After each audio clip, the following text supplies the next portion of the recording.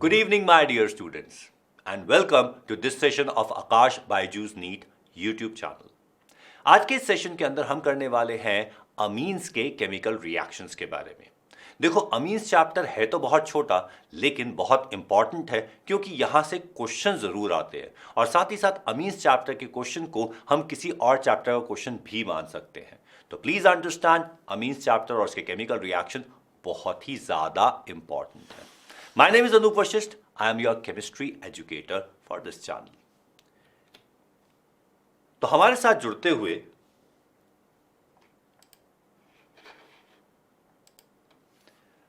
सबसे इंपॉर्टेंट बात यह है कि आकाश बायजूस की जो ऐप है उसके अंदर 14 डेज का ट्रायल पीरियड आपको फ्री मिल रहा है। तो इसका पूरा बेनिफिट उठाइए जिससे कि आप यहां पर इसके साथ जुड़ सकें और यह समझ सकें कि how this Akash Byju's app is beneficial for you. तो इससे जरूर जुड़ जाइएगा और 14 डेज के अंदर तो बहुत कुछ किया जा सकता है। साथ ही साथ हमारा एंथे का जो टेस्ट है वो होने वाला है। तो एंथे का जो टेस्ट है वो 5 से 13 नवंबर को ऑनलाइन हो रहा है और 6 से 13 नवंबर को ऑफलाइन हो रहा है। तो आपको जो भी सूट करता है आप उस तरीके से ज्वाइन कर लीजिए। The registration is free and you can win an all expense paid trip to NASA। तो चलिए इसके साथ जरूर जुड़ जाइएगा। This is what we have as एंथे और ये है आपकी नीट की टीम जिसके अंदर मैं हूं। आपके साथ पुष्पेंदु सर हैं जूलॉजी के लिए, पंखुड़ी मैडम है बॉटनी के लिए, आकाश सर हैं फिजिक्स के लिए और आपके बिलवर्ड सचिन सर हैं जूलॉजी के लिए। तो mission MBBS Monday to Saturday 4 PM to 8 PM होता है और droppers batch Monday to Friday 2 PM to 4 PM है। So let's begin over with it. और साथ ही साथ यहां पर एक छोटा सा स्टूडेंट सर्वे, प्लीज इस सर्वे को फिल कर दीजिए। इसका लिंक आपको डिस्क्रिप्शन में मिल जाएगा जिससे कि हम आपके लिए और अच्छे अच्छे सेशन बना सके और आपकी रिक्वायरमेंट को फुलफिल कर सके। यह है हमारा QR कोड। टेलीग्राम चैनल को ज्वाइन करने के लिए this is the QR code, just scan it और हमारे साथ जुड़ जाइए जिससे कि जितने भी सेशंस हो रहे हैं उन सब की जानकारी आपको समय पर मिल सके और आपका कोई भी सेशन, कोई भी टॉपिक मिस ना हो। तो लाइक, सब्सक्राइब, शेयर और कमेंट जरूर कीजिए हमारे इस YouTube चैनल के लिए। तो चलिए शुरू करते हैं केमिकल प्रॉपर्टीज ऑफ अमीन्स पे। जब अमीन्स की केमिकल प्रॉपर्टीज की बात करते हैं तो they are extremely important but extremely easy. जैसे कि अगर हम बात करते हैं तो यहां पर हमारे पास कुछ कुछ रिएक्शंस हैं, alkylation, acylation, carbyl Amin reaction, reaction with nitrous acid, reaction benzene sulphonyl chloride जिसको हिंसबर्ग रिएजेंट कहा जाता है।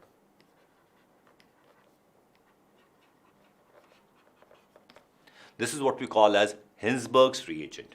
और साथ ही साथ इलेक्ट्रोफिलिक सब्स्टिट्यूशन रिएक्शन हो जाता है हमारे पास जो बेंजीन रिंग के साथ होता है। तो this is what we have as the हिंसबर्ग्स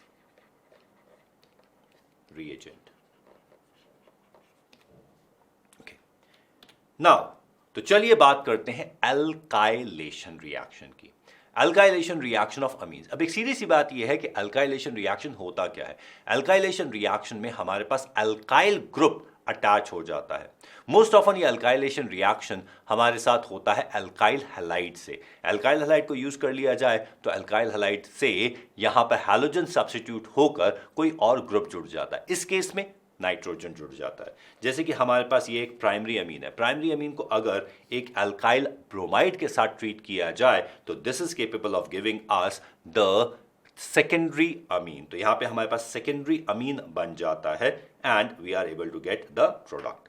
अब एक बात का ख्याल रखिएगा, यहां पर this reaction as far as the alkyl halide is concerned, ये एक nucleophilic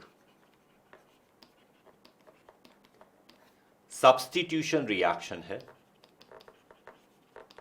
this is a nucleophilic substitution reaction जिसके अंदर ये जो अमोनिया है, ये जो अमीन पार्ट है, दिस इज द न्यूक्लियोफाइल जो हैलोजन के अंदर, हैलाइड के अंदर, अल्काइल हैलाइड में न्यूक्लियोफिलिक सब्स्टिट्यूशन रिएक्शन कर रहा है। तो that is a very simple reaction. अब यहां पर एक बात का ध्यान रखिएगा कि this can further react with an alkyl halide to give a 3 degree amine. अगर इसको एक और बार रिएक्ट करवा दिया जाए अल्काइल हैलाइड के साथ तो it is capable of giving a quaternary ammonium salt and the reaction is termed as the exhaustive alkylation reaction. Exhaustive alkylation reaction यानी कि आपके पास है अमोनिया, अमोनिया को आप ट्रीट कर देते हैं RX के साथ तो ये बन जाता है, और यहाँ से HX निकल जाता है तो ये बन जाता है RNH2। अब इस RNH2 को अगर आप फर्दर RX के साथ ट्रीट कर दें और इसमें से HX निकाल दें तो ये बन जाता है R2NH, that is the secondary amine. अगर इसको आप फर्दर RX के साथ ट्रीट कर दें और उसमें से फिर से एक HX निकाल दें तो ये बन जाएगा R3N, that is the tertiary अमीन। अगर इसको आप फर्दर एक और बार RX के साथ ट्रीट कर दें, अब यहाँ से कोई HX नहीं निकलेगा तो आपको मिल जाएगा R4N positive X minus which is quaternary ammonium salt. Now this reaction is exhaustive. This is exhaustive alkylation. ठीक है। अब यहां पे अगर अगले रिएक्शन की बात करें, now this is what we have as a simple reaction. यहां पे क्या होगा, what is the major product in the following reaction. Major product इस बात पे डिपेंड करता है कि इनका रिलेटिव कंसंट्रेशन कितना है। अगर हम ये एक्सेस में लेते हैं और ये लेस लेते हैं, माइनर अमाउंट में लेते हैं, तो हमें मिल जाएगा 2 डिग्री अमीन। अगर हम ये लेस लेते हैं और ये एक्सेस में लेते हैं तो हमें मिल जाएगा क्वाटरनरी सॉल्ट। तो इनके रेशो से बहुत कुछ डिपेंड कर जाएगा। Now we talk about acylation reaction. अब एसाइलेशन रिएक्शन की जब बात करते हैं तो सबसे पहले यह समझना पड़ेगा एसाइल ग्रुप कहते किसे हैं। Acyl group is RC double bond O। This is what we call as the acyl group. ठीक है। अब अगर यहां पे R की जगह ये CH3 है और ये C डबल बॉन्ड O है तो this is what we call as acetyl group. तो acetylation reaction is one type of acylation reaction. तो यहां पे एसाइल ग्रुप अटैच हो जाता है। अब एसाइलेशन बहुत सारे कंपाउंड्स का होता है, जैसे बेंजीन का एसाइलेशन रिएक्शन हो सकता है जिसे हम फ्रीडल-क्राफ्ट एसाइलेशन रिएक्शन बोलते हैं, या फिर हम यहाँ पे अमीन्स का एसाइलेशन रिएक्शन कर सकते हैं। हम यहाँ पर अल्कोहल्स का भी एसाइलेशन रिएक्शन कर सकते हैं। अल्कोहल के एसाइलेशन रिएक्शन से हमें एस्टर मिल जाता है और अमीन्स के एसाइलेशन और अमोनिया के एसाइलेशन रिएक्शन से हमें अमाइड्स मिल जाते हैं। तो यहां पर भी ये एक न्यूक्लियोफिलिक सब्स्टिट्यूशन रिएक्शन है जहां पर एसाइल ग्रुप जो है वो इलेक्ट्रोफाइल है जिसके ऊपर एक न्यूक्लियोफाइल अटैक करके दूसरे ग्रुप को रिप्लेस कर देता है। अब एसाइल रिएक्शन, जब हम एसाइलेशन रिएक्शन की बात करते हैं, this can be done using acid chloride और एसिड एनहाइड्राइड। तो एसाइलेशन रिएक्शन एसिड क्लोराइड और एसिड एनहाइड्राइड दोनों से किया जा सकता है। एसिड क्लोराइड कुछ ज्यादा ही रिएक्टिव होते हैं, एसिड एनहाइड्राइड की रिएक्टिविटी कंट्रोलेबल है। तो that is what we do, acylation reaction. तो यहां पर हमारे पास जैसे एसिड क्लोराइड से हम बात करते हैं तो दिस अमीन और ammonia group which is having at least one hydrogen is acting as a nucleophile। ये अटैक करता है कार्बन के ऊपर जहां पे डबल बॉन्ड है और ऑब्वियसली यहां पर डेल्टा पॉजिटिव चार्ज है क्योंकि दो मोर इलेक्ट्रोनेगेटिव एटम इसके साथ जुड़े हुए हैं, ऑक्सीजन और क्लोरीन। तो यहां पर ये बहुत आराम से इलेक्ट्रॉन पेयर इस कार्बन पे अटैक करता है, ये एक इंटरमीडिएट बनता है और ये halogen which is an excellent leaving group.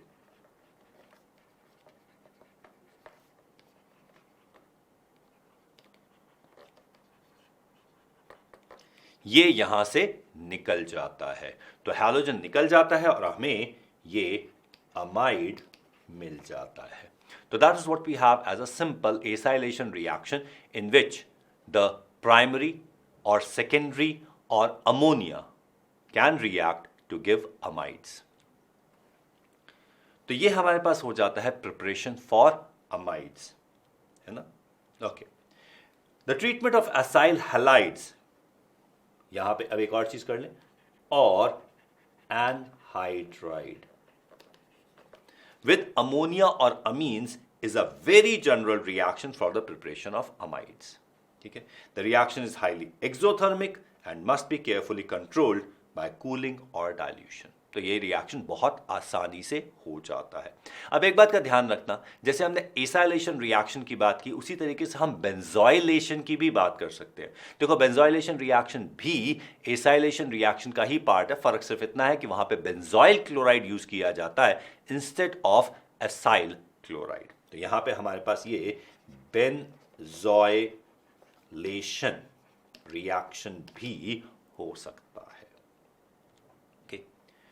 अब ये हमारे पास रिएक्शन हो जाता है preparation of amide with acid chloride के साथ रिएक्ट करके हम अमाइड बना सकते हैं। तो यहाँ पे हमने प्राइमरी अमीन की बात की, तो हमें एक सेकेंडरी अमाइड मिल जाता है, और हम यहाँ पे अगर सेकेंडरी अमीन की बात करते हैं तो हमारे पास ये 3 डिग्री अमाइड मिल जाता है। This is a 2 degree amide. एक बात का ध्यान रखना, अमाइड और अमीन्स के अंदर जो डिग्री होती है वो इस बात से डिसाइड होती है कि नाइट्रोजन के साथ कितने कार्बन जुड़े हुए हैं। अगर नाइट्रोजन के साथ 1 कार्बन जुड़ा होता है तो उसे प्राइमरी अमीन या प्राइमरी अमाइड बोलते हैं, 2 कार्बन होते हैं तो वो सेकेंडरी अमीन या सेकेंडरी अमाइड हो जाता है, और 3 कार्बन अगर जुड़े हों तो वो टर्शरी अमीन और टर्शरी अमाइड हो जाता है। प्लीज अंडरस्टैंड अगेन कि यहाँ पे कार्बन के साथ कितने कार्बन है उससे अमाइड या अमीन की डिग्री डिसाइड नहीं होती। Talking about the further preparation, ये यहां पे हमने ये एनहाइड्राइड यूज किया है, तो एनहाइड्राइड यूज करते हैं तो ये भी हमें अमाइड दे देगा। क्लियर? यहां पे हमारे पास ये एक सेकेंडरी अमीन है, ये यहां से सब्स्टिट्यूट हो जाएगा, तो हमें जो प्रोडक्ट मिलेगा वो ये मिलेगा। This is double bond O, here we have N, this is this, ये, एंड हियर। तो ये हमें प्रोडक्ट मिल जाएगा अ टर्शरी अमाइड। कोई कंफ्यूजन तो नहीं है? ये सारे के सारे न्यूक्लियोफिलिक सब्स्टिट्यूशन रिएक्शन है जिनके अंदर amines are acting as nucleophiles. अब बात करते हैं कार्बाइल अमीन रिएक्शन की। ये कार्बाइल अमीन रिएक्शन एक बहुत ही नोटोरियस रिएक्शन है, रियली नोटोरियस रिएक्शन। इस रिएक्शन से हम आइडेंटिफाई करते हैं प्राइमरी अमीन्स को। तो this is a identification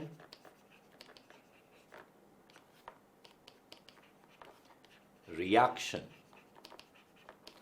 for primary amines। ठीक है, जो हम एलिफैटिक और एरोमेटिक कोई से भी अमीन यूज कर सकते हैं, एनिलीन के लिए भी यूज हो सकता है और नॉर्मल प्राइमरी अमीन के लिए भी यूज हो सकता है। फर्क से बात सिर्फ इतनी है कि नाइट्रोजन के पास 1 कार्बन और 2 हाइड्रोजन अटैच होने चाहिए। तो that is what we have as carbyl Amin reaction. इस कार्बाइल अमीन रिएक्शन के अंदर जो प्रोडक्ट बनता है वो प्रोडक्ट ये देता है आइसोसायानाइड।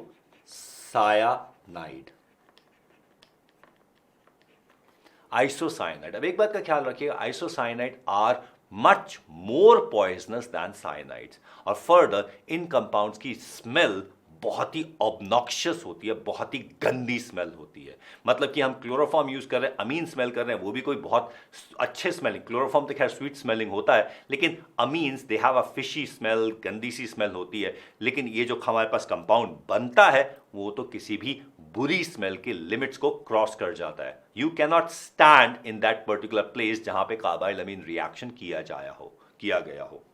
तो they are extremely foul obnoxious smelling substances.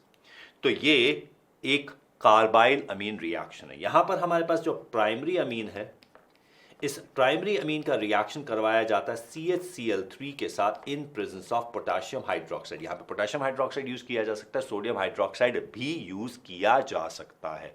तो इसलिए कोई प्रॉब्लम नहीं है, बेस के प्रेजेंस में ये रिएक्शन हो जाता है। सेकेंडरी और टर्शरी अमीन ये रिएक्शन नहीं देते, ये स्पेसिफिकली प्राइमरी अमीन का ही रिएक्शन है।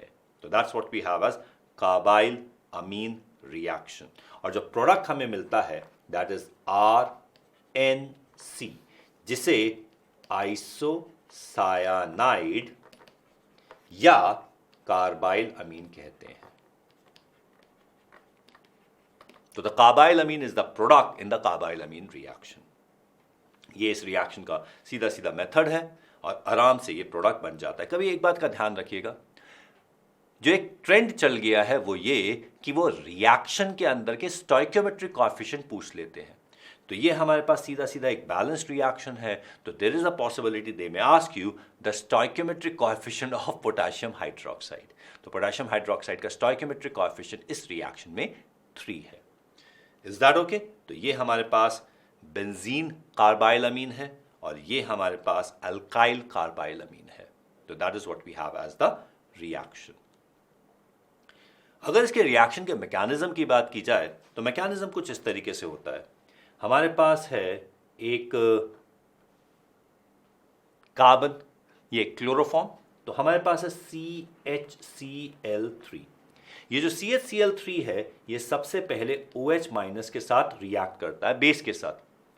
अब एक बात का ध्यान रखिएगा, क्लोरोफॉर्म का हाइड्रोजन स्लाइटली एसिडिक है, तो बेस के साथ रिएक्ट करने पर ये हाइड्रोजन रिलीज कर देता है और ये CCl3 माइनस बना देता है।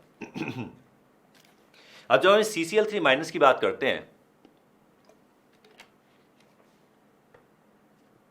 तो यहां पर ये फर्दर Cl माइनस रिलीज कर देता है और जब ये Cl माइनस रिलीज करता है तो ये बना देता है CCl2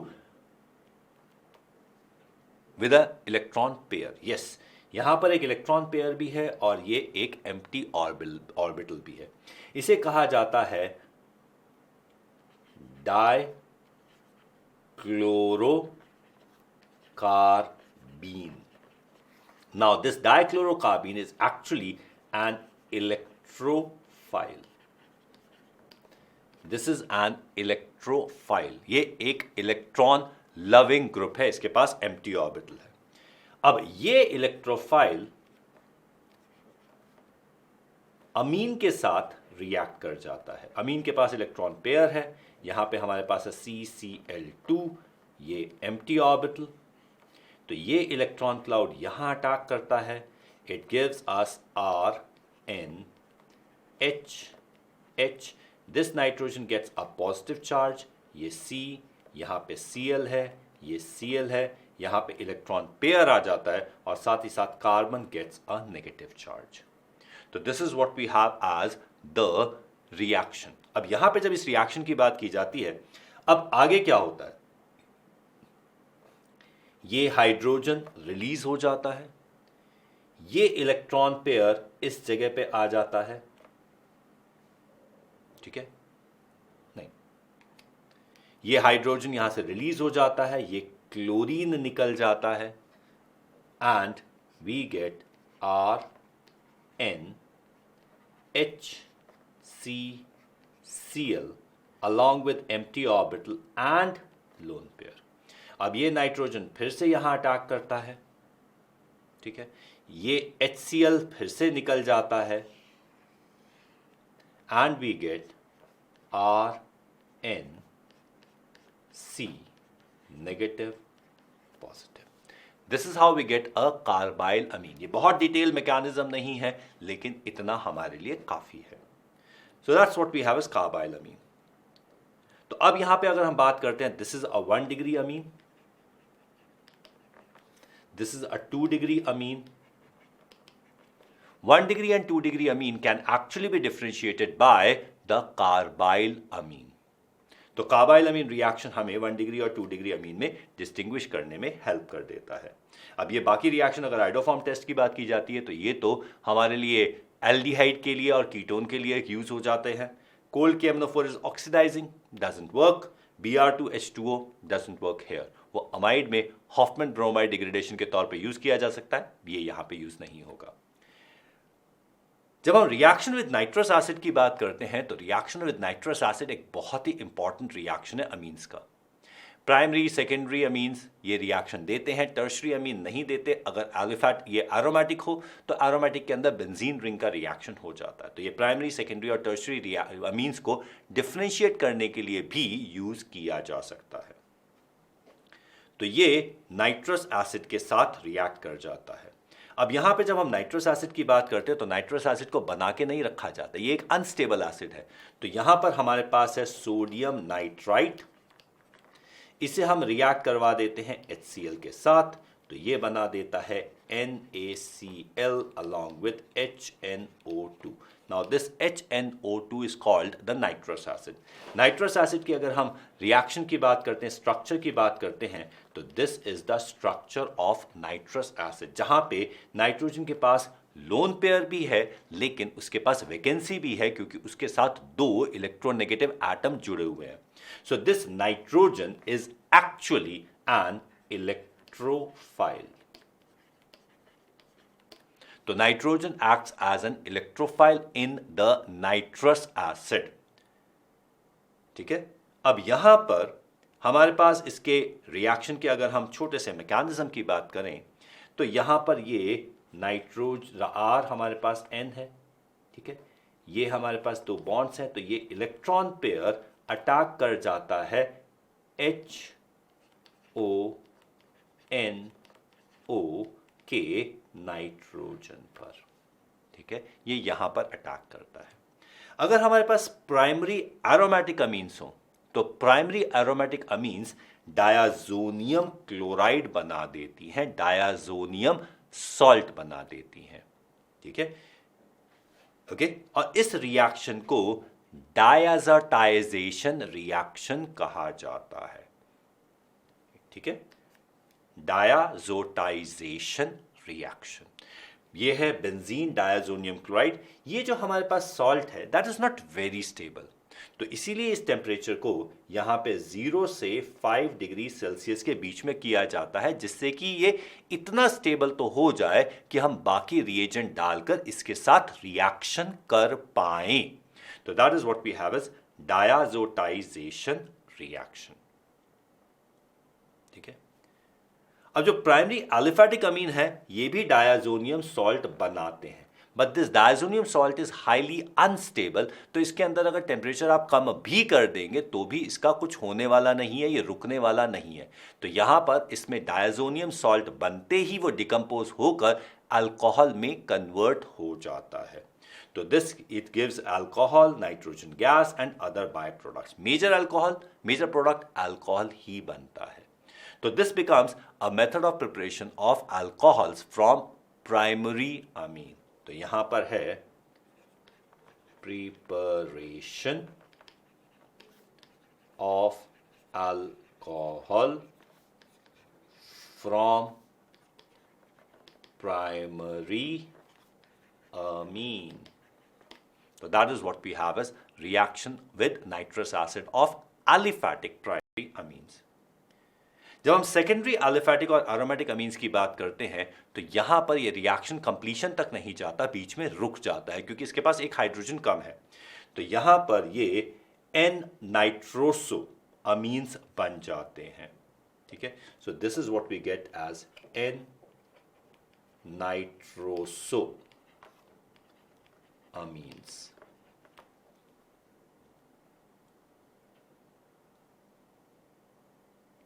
इज दैट क्लियर? तो यहां पे ये N नाइट्रोसो अमीन बन के रुक जाता है, which is an oily yellow layer. ठीक है, ना N मैंने इसलिए लगाया क्योंकि ये जो नाइट्रोसो, ये है nitroso group. This nitroso group is attached to nitrogen. और अगर हम टर्शरी अमीन की बात करते हैं तो टर्शरी एलिफेटिक अमीन्स का तो एज सच कोई रिएक्शन नहीं होता। Maybe they are able to form the acid based reaction क्योंकि एसिडिक मीडियम में रिएक्शन हो रहा है, अदरवाइज और कोई रिएक्शन नहीं है। लेकिन जब हम एरोमेटिक की बात करते हैं, एरोमेटिक टर्शरी अमीन्स की बात करते हैं, तो this NO group attaches on to the para position, क्योंकि ये भी एक इलेक्ट्रोफाइल है ना, तो ये इलेक्ट्रोफाइल होने की वजह से पैरा पोजिशन पर अटैक करके पैरा नाइट्रोसो अमीन बना देता है। तो this is what we get as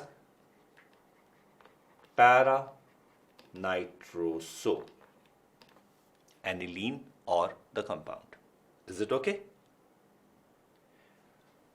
चलिए अब छोटा सा क्वेश्चन देख लेते हैं। The compound which gives an oily nitroso amine on reaction with nitrous acid at low temperature is, quite obviously this has to be the secondary amine. अब देखते हैं इसमें से सेकेंडरी अमीन क्या है। ये हमारे पास है प्राइमरी अमीन, यहां पर हमारे पास ये भी प्राइमरी अमीन है। प्लीज अंडरस्टैंड, यहां पे कार्बन के साथ कितने कार्बन अटैच्ड है उससे फर्क नहीं पड़ता, नाइट्रोजन के साथ कितने कार्बन अटैच्ड है उससे डिग्री ऑफ अमीन डिसाइड होती है।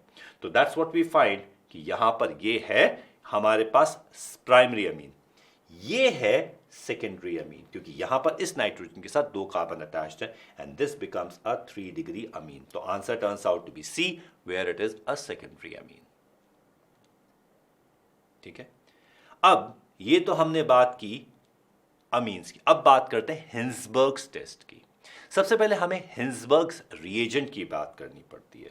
तो हमारे पास है हिंसबर्ग्स reagent. Hinsberg's reagent is benzene sulfuryl chloride. ठीक है, this is obviously N acid chloride और ये इसका स्ट्रक्चर है। ये है benzene,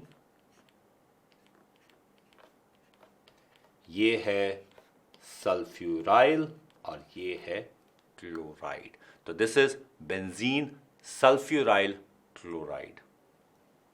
now this is used to demonstrate whether an amine is primary, secondary और टर्शरी। तो ये प्राइमरी, सेकेंडरी और टर्शरी अमीन डेमोन्स्ट्रेट करने के लिए यूज हो जाता है। ये तीनों के साथ थोड़ा अलग अलग तरीके से रिएक्ट करता है और हाँ, ये सिर्फ डेमोन्स्ट्रेट नहीं करने के लिए जरूरत नहीं होता, ये इनको सेपरेट करने के लिए भी यूज होता है।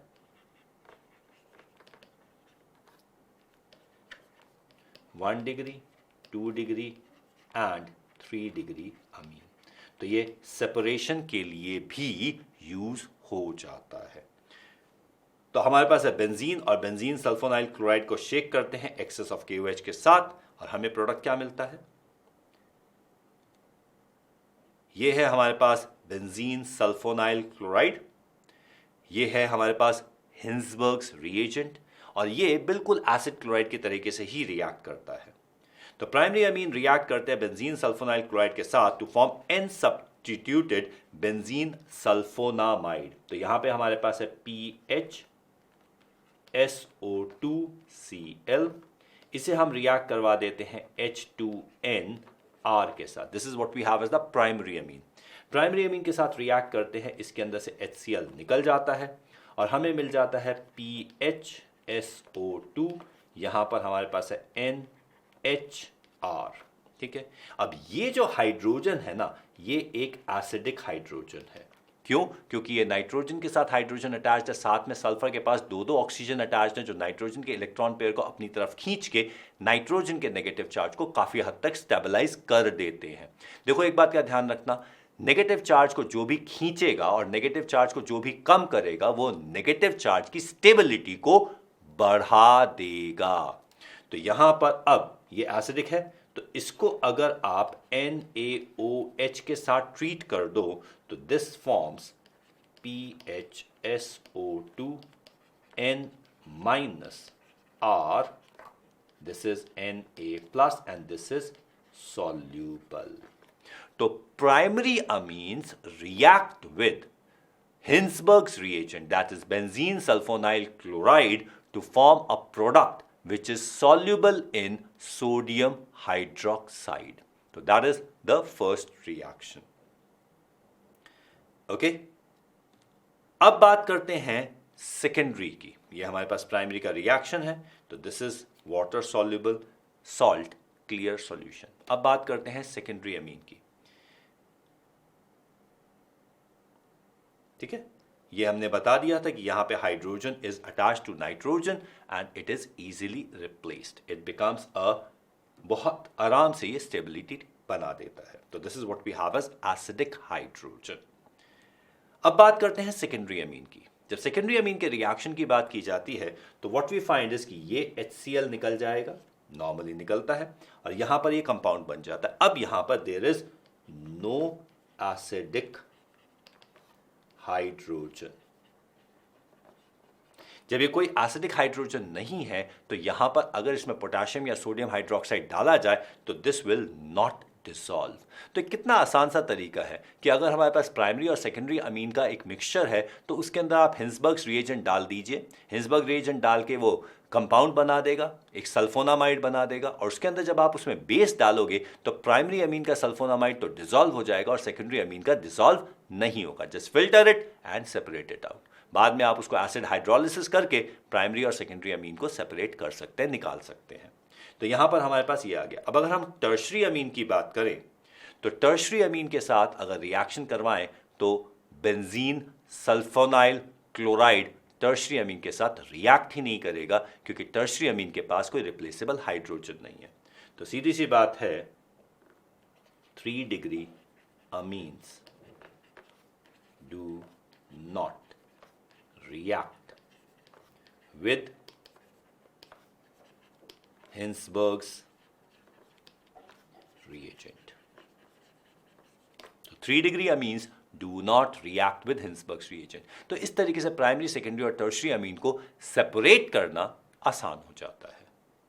ठीक है, तो if the amines is a tertiary Amin and it is water insoluble, no apparent change will take place in the mixture as we shake with benzene, sulfonyl chloride and aqueous KOH. तो वहां पे कोई फर्क नहीं पड़ता। तो आसानी से अगर आप मान लीजिए नॉर्मल अमीन्स की बात करते हैं तो यहां पर टर्शरी अमीन बिल्कुल यहीं पर ही सेपरेट हो जाती है। चलिए छोटा सा क्वेश्चन देखते हैं, what is Hinsberg's reagent. Hinsberg's reagent के अंदर अगर ये बात करते हैं, this is what we have ethyl oxalate, it is an ester. ये बेंजीन सल्फोनाइल क्लोराइड है, ऑब्वियसली ये हमारे पास हिंसबर्ग्स रिएजेंट है। दिस इज बेंजीन सल्फोनामाइड, तो दिस इज अमाइड, ये तो हिंसबर्ग्स रिएजेंट है नहीं। और ये है ethyl aceto acetate, this is an ester. तो this is ethyl aceto acetate which is an ester. So that's what we have as the Hinsberg's reagent. अब हम बात करते हैं इलेक्ट्रोफिलिक सब्स्टिट्यूशन इन एनिलीन की, एनिलीन की बेंजीन ग्रुप की। अब हम बेंजीन ग्रुप पर आ गए हैं। ये बात का ख्याल रखिएगा कि अगर हम इस बेंजीन रिंग की बात करें तो ये जो NH2 है ये बहुत आसानी से अपना इलेक्ट्रॉन क्लाउड डोनेट कर देता है। तो NH2 is a very strong plus M, जिसे लोग प्लस R भी लिखते हैं, ठीक है, group which strongly activates ortho and para position towards attack of electrophile। ठीक है, तो ये ऑर्थो और पैरा पोजीशन को बहुत ज्यादा इलेक्ट्रॉन रिच बना देता है। तो एनिलीन के ऊपर अटैक इलेक्ट्रोफाइल का बहुत इजी हो जाता है। बट एक बात का ध्यान रखिएगा, एनिलीन के ऊपर फ्रीडल-क्राफ्ट रिएक्शन नहीं होते। एसाइलेशन होता है, एसिटाइलेशन होता है, लेकिन वो नाइट्रोजन पर होता है, बेंजीन रिंग पर नहीं होता। So that's what we have as aniline. अब यहां पे aniline reacts with bromine water. ब्रोमीन वाटर के साथ एनिलीन रिएक्ट करके आराम से ट्राई सब्स्टिट्यूशन दे देता है। अब कई बार हम जैसे अगर फिनॉल की बात करते हैं तो फिनॉल के अंदर अगर कार्बन डाइसल्फाइड रिएक्ट यूज किया जाए तो वो मोनो सब्स्टिट्यूशन दे देगा, लेकिन अगर एनिलीन के साथ कार्बन डाइसल्फाइड भी यूज कर लिया जाए तो भी वो ट्राई सब्स्टिट्यूशन ही देगा, क्योंकि एनिलीन बहुत स्ट्रॉन्ग एक्टिवेटिंग ग्रुप है। ठीक है, तो यहां पर हमारे पास ब्रोमीन इन वाटर के अंदर कोई कैटलिस्ट की रिक्वायरमेंट ही नहीं है, ट्राई ब्रोमो प्रोडक्ट दे देता है। अगर आपको मोनो प्रोडक्ट चाहिए देन इन दैट केस पहले इसका एसिटाइलेशन करना होगा और उसके बाद ब्रोमिनेशन करके हाइड्रोलिसिस करना होगा, तब मोनो सब्स्टिट्यूटेड प्रोडक्ट बन सकता है। ठीक है, ये हमारे पास है। देखो यहां पे कार्बन डाइसल्फाइड भी यूज कर लिया जाए तो भी ये ट्राई सब्स्टिट्यूशन ही देता है। अगर मोनो सब्स्टिट्यूशन चाहिए तो इसके लिए हमारे पास एक राउंड अबाउट तरीका है। ये हमारे पास है NH2, इसे आप रिएक्ट करवा दीजिए CH3CO होल ट्वाइस O यानी कि एसिटिक एनहाइड्राइड के साथ, या फिर एसिटाइल क्लोराइड के साथ CH3COCl के साथ ट्रीट कर दीजिए। तो ये हमें देगा एसिटानिलाइड यानी कि NHCOCH3। This is what we call as acetanilide. अब इस एसिटानिलाइड को आप ब्रोमीन के साथ ट्रीट कर सकते हैं in presence of acetic acid, which is going to give us major product as para-bromo. Amide group is weakly activating group. ये strong activating नहीं है, moderate activating है, और moderate activating की वजह से यहां पर major one यहां पर अटैक करेगा। अब इसका आप कर सकते हैं hydrolysis, which will give us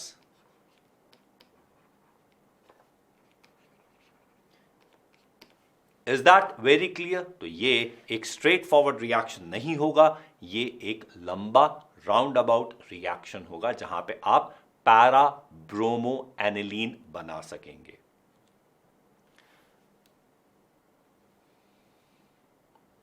तो in general the substituent groups with unshared electron pairs on the atom adjacent to the benzene ring are stronger activating groups than the groups without unshared electron pairs.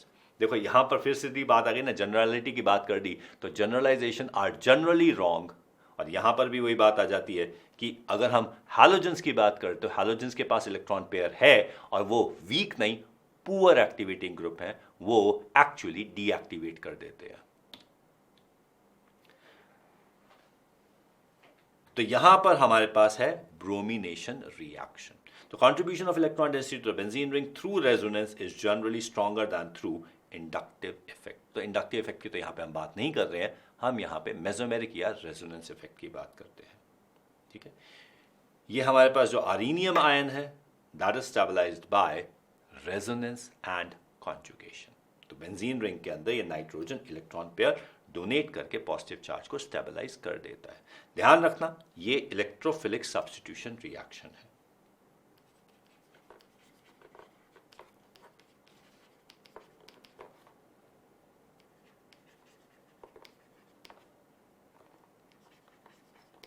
This is electrophilic substitution reaction.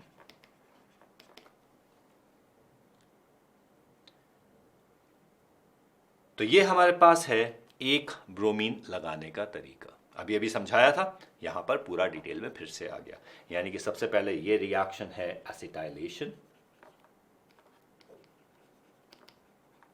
ठीक है। Now this is bromination,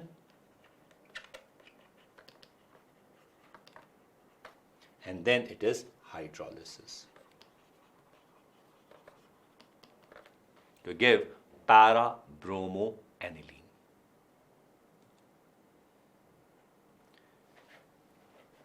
ठीक है,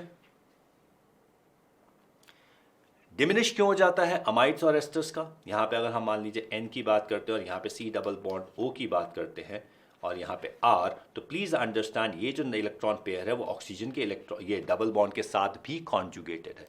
इसे कई बार हम cross conjugation कह देते हैं।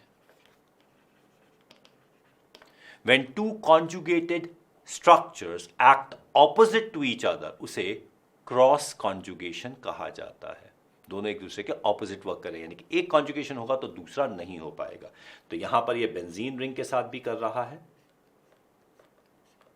और ये इस डबल बॉन्ड O के साथ भी कर रहा है। तो ये डबल बॉन्ड O जो है ये इसके डोनेशन कैपेसिटी को कम कर देता है।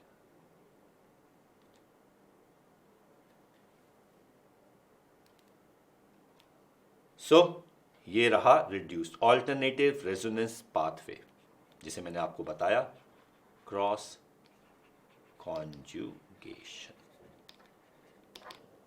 ओके,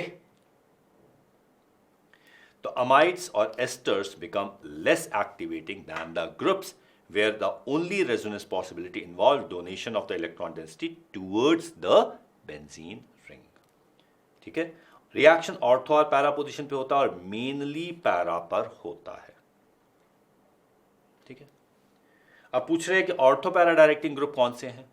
कार्बोक्सिलिक एसिड तो मेटा डायरेक्टिंग है, CN भी मेटा डायरेक्टिंग है। अगर ये वाला कार्बन यहां पर जुड़ा हुआ है तो ये कीटोन है, कीटोन भी मेटा डायरेक्टिंग है, लेकिन ये मेनली पैरा डायरेक्टिंग है with small amount of ortho as well. ठीक है।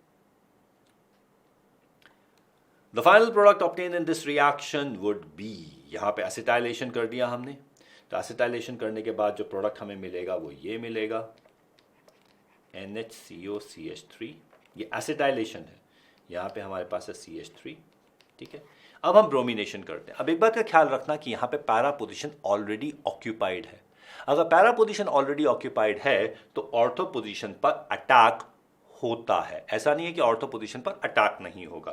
तो यहाँ पर ऑर्थो पोजीशन पर अटैक हो जाएगा तो हमारे पास प्रोडक्ट ये बन जाएगा, ये है NHCOCH3।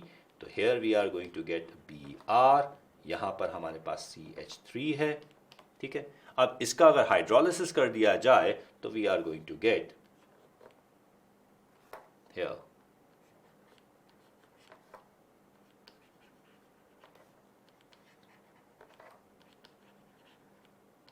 so that would be the final product that we get. ठीक है। So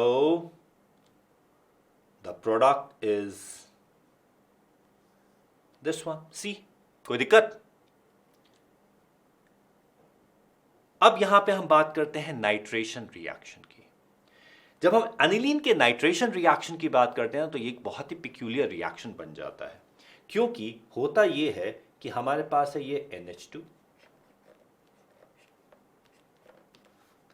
इसको अगर हम एसिड के साथ रिएक्ट करवा दें तो ये एनिलीनियम आयन बना देता है। ठीक है। एनिलीनियम आयन के अंदर नाइट्रोजन के पास ना तो एम्प्टी ऑर्बिटल है ना ही लोन पेयर है, तो यहां पे there is no resonance effect. लेकिन यहां पे नाइट्रोजन के ऊपर पॉजिटिव चार्ज है, इसलिए ये एक स्ट्रॉन्ग -I ग्रुप बन जाता है। बहुत स्ट्रॉन्ग -I ग्रुप है जो सबसे ज्यादा इलेक्ट्रॉन खींचता है ऑर्थो से, फिर मेटा से, फिर पैरा से। तो यहां पर ortho position is most deactivated, followed by meta and least para. तो major is para, then meta and then ortho. Ortho बल्कि माइनर प्रोडक्ट है। ये क्वेश्चन बहुत ही कॉमन हो चुके हैं। Which of these compound will give a dominant और significant Meta product. तो ये एनिलीन नाइट्रेशन में मेटा प्रोडक्ट दे देगा। ठीक है। रीजन मैंने आपको बता दिया है, यहां पे सिर्फ स्ट्रॉन्ग -I इफेक्ट हो रहा है और यहां पे कोई रेजोनेंस इफेक्ट नहीं हो रहा है। तो that is what we have as nitration reaction. Para हमारे पास 51% बन जाता है, ऑर्थो सिर्फ 2% है, जबकि मेटा 47% बन जाता है। ठीक है। When aniline is nitrated under strong acid condition, meta orientation is generally observed. Meta para is generally observed. Para dominate कर रहा है because the species undergoing conjugation is actually the conjugate acid of the amine. ठीक है। ये रहा anilinium ion. Okay. तो this is a strong deactivating group through -I effect. ये -I effect के थ्रू डीएक्टिवेट करता है। ठीक है। लेकिन हां, अगर आप इस डीएक्टिवेशन को रोकना चाहते हैं और आराम से करना चाहते हैं, पैरा प्रोडक्ट मेजर बनाना चाहते हैं, तो आप फिर से इसको एसिटानिलाइड में कन्वर्ट करके नाइट्रेशन कर सकते हैं। अब आराम से नाइट्रेशन हो जाएगा। ठीक है। तो अमीनो ग्रुप को हमने एनिलीन को ब्लॉक कर दिया एसिटानिलाइड, तो डायरेक्ट नाइट्रेशन आराम से पॉसिबल हो जाता है। ठीक है। बट हाँ, major product is going to be para. Okay, followed by hydrolysis. Para-nitroacetanilide excellent yield में देता है with orthoisomer trace. Acid hydrolysis दे देगा आपको para-nitroaniline. सल्फोनेशन रिएक्शन भी किया जा सकता है जिसके अंदर हमें एनिलीन सल्फोनिक एसिड मिल जाएगा, सल्फोनेट मिल जाएगा, और एनिलीनियम सल्फेट कह सकते हो ना, एनिलीनियम हाइड्रोजन सल्फेट, जिसको अगर हीट कर दिया जाए तो वो सल्फानिलिक एसिड बना देगा. तो दिस इज सल्फानिलिक एसिड. ठीक है, बट ये एक ज्विटर आयन है. ज्विटर आयन का मतलब ये है कि यहां पर ये पॉजिटिव चार्ज इधर चल जाएगा, एक ही मॉलिक्यूल में पॉजिटिव और नेगेटिव सेपरेशन हो जाएगा. So that's what we have as sulphonation. ठीक है, तो यहां पे हमारे पास मेनली पैरासल्फोनिक एसिड बनता है. फ्रिडल-क्राफ्ट रिएक्शन एनिलीन पर नहीं होते. ठीक है, और वो इसलिए क्योंकि फ्रिडल-क्राफ्ट रिएक्शन में आप जो लुईस एसिड यूज करोगे वो लुईस एसिड खुद एनिलीन के साथ या अमीन के साथ रिएक्ट कर जाएगा. Aniline reacts with Lewis acid and so does not give Friedel-Crafts reaction. ठीक है, ये लीजिए. तो सारा का सारा हमारे पास जो एसिड है वही कंज्यूम हो जाता है, और साथ ही साथ जब वहां पे उसको रिएक्ट कर जाएगा तो वो इलेक्ट्रॉन विड्रॉइंग ग्रुप में कन्वर्ट हो जाएगा माइनस आई इफेक्ट के through. Nitrobenzene can be prepared from benzene using a mixture of concentrated HNO3 and concentrated H2SO4. In the mixture, nitric acid acts as an. Nitric acid यहां पर हमारे पास है HNO3, ये H2SO4 के साथ react करता है, बना देता है H2NO3 प्लस HSO4 माइनस, यहां से H2O निकल जाता है और ये NO2 प्लस बना देता है नाइट्रोनियम आयन, और यहां पर HNO3 is actually acting as a base. ठीक है, क्योंकि ये H प्लस एक्सेप्ट कर रहा है. Nitration of aniline can be conveniently done by protecting the amino group by acetylation. ये स्टेटमेंट तो बिल्कुल सही है. Acetylation increases the electron density in the benzene ring. Acetylation से बेंजीन रिंग में इलेक्ट्रॉन डेंसिटी थोड़ी सी तो इंक्रीज होती है, मॉडरेटली इंक्रीजिंग है. तो ये हमारे पास दोनों स्टेटमेंट सही हैं. Both assertion and reason are correct and the reason is the correct explanation of the assertion. ठीक है ना. अब ये थोड़ा सा डिबेटेबल टॉपिक बन जाता है. ठीक है, okay. Phenyl isocyanates are prepared by which of the following reaction? Carbyl amine reaction. No doubts to that. It's a carbyl amine reaction. Organic compound A when treated with nitrous acid gives an alcohol. तो ये हमारे पास एक 1 degree amine है. And N2 gas was involved. A on warming with CHCl3 and caustic soda gives C, which on reaction with give isopropyl methyl amine. Predict the structure. Isopropyl methyl amine. तो हमारे पास ये है CH3 CH3NH2. So that's a primary amine that we have. Okay. A का reduction करते हैं CHCl3 के साथ react करते हैं, रिडक्शन कर देते हैं, N मिथाइल एनिलीन मिल जाता है. यहां पे क्या था, which on reduction gives isopropyl methyl amine. तो यहां पे हमारे पास रिडक्शन से मिथाइल अमीन ये मिल रहा है CH3 CH CH3 NH CH3. तो ये पार्ट हमें CN से मिला है, तो this should have been the carbon skeleton. ठीक है, यहां पे हमारे रिडक्शन से CHCl3 से रिएक्ट हो रहा है प्राइमरी अमीन है. This is 1 degree amine. NO2 on reduction gives us the primary amine. Primary amine का हमने रिएक्शन करवाया तो ये हमें मिल जाएगा 1 डिग्री एमीन से, तो यहाँ पे हमारे पास RNC मिल गया। रिडक्शन से हमें RNCH3 मिल गया, NHCH3 मिल गया। तो यहाँ पे ये N मिथाइल एनिलीन है, तो R group has to be benzene ring. मिल गया प्रोडक्ट, तो हमारे पास नाइट्रोबेंजीन है, nitrobenzene. Okay, acylation of amines gives monosubstituted product, whereas alkylation of amines gives polysubstituted product. Acylation of amines gives a monosubstituted product. Alkylation of amines gives a polysubstituted. Alkylation, acylation, amines. Okay, acyl group sterically hinders the approach of further acyl groups. ये amines का है या aniline का है? Acylation deactivate कर देता है nitrogen के अंदर, फर्दर अटैक को मुश्किल कर देता है क्योंकि इलेक्ट्रॉन पेयर उसके साथ कंज्यूम हो जाता है। तो ये तो स्टेरिकली हिंड्रेंस तो नहीं है, ये स्टेटमेंट सही है, तो assertion is correct, reason is wrong. तो assertion is correct but the reason is incorrect, क्योंकि स्टेरिक हिंड्रेंस नहीं है, कॉन्जुगेशन को ब्लॉक करता है। Some reaction of amines are given, which of them is not correct.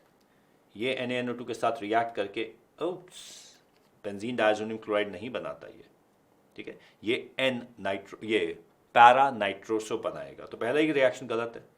CH3NH2 HNO2, ये हमारे पास OHN2 आ जाएगा, ये सही है। CH3NH2 SOCl2, ये रिएक्शन सही है। NHNaNO2 HCl, ये N नाइट्रोसो अमीन बना देगा, ये सही है।